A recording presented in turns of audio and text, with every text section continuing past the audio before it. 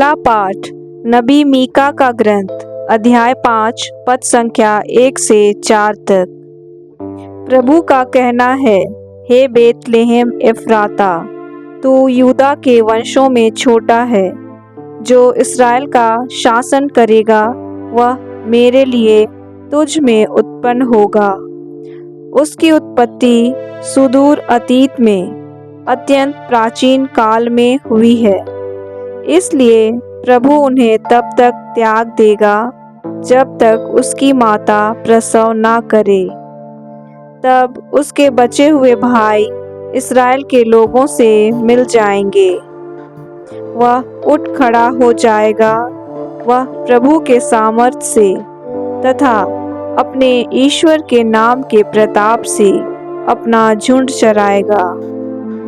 वे सुरक्षा में जीवन बिताएंगे, क्योंकि वह देश के सीमांतों तक अपना शासन फैलाएगा और शांति बनाए रखेगा। प्रभु की वाणी। भजन अनुवाक्य। मैं प्रभु में प्रफुल्लित हो उठता हूँ।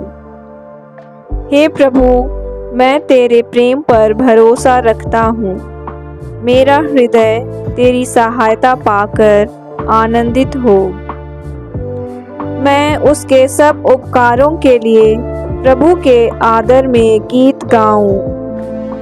जय घोष, हालेलुया, हालेलुया।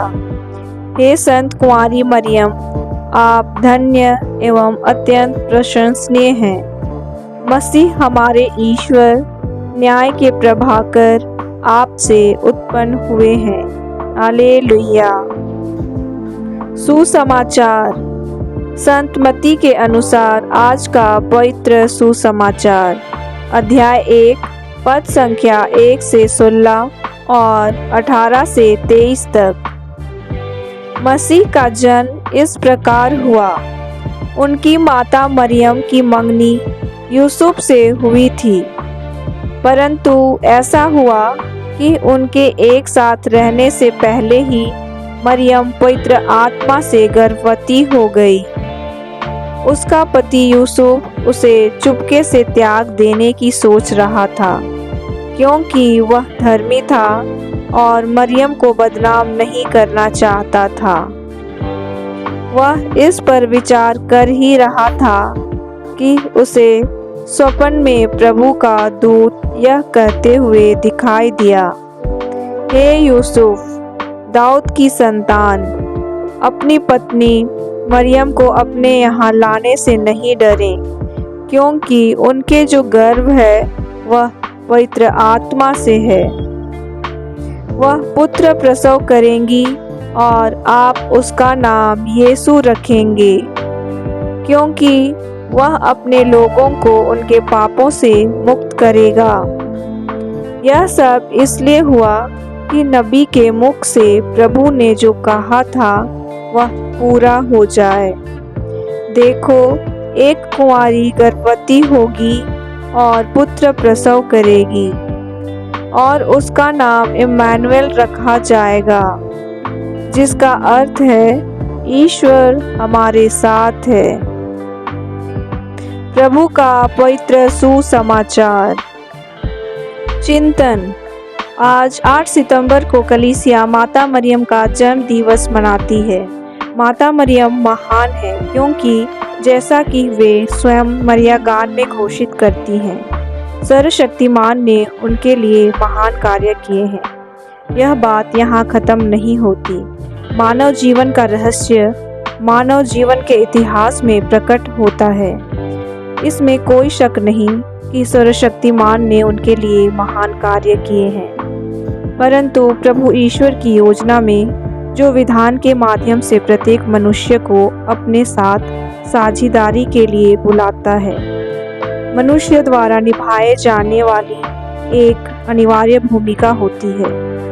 कोई इस भूमिका को अच्छे से निभाता है तो कोई बहुत अच्छे से। मरियम ने अपनी भूमिका सबसे योग्य रीति से अपनाई थी, निभाई थी।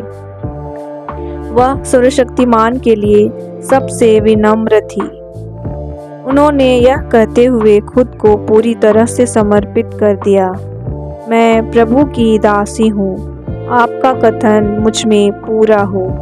यह वाक्य हम पढ़ते हैं लूकस 1:38 में। इसलिए प्रभु ईश्वर उनके जीवन में अपनी योजना को पूरी कर सके।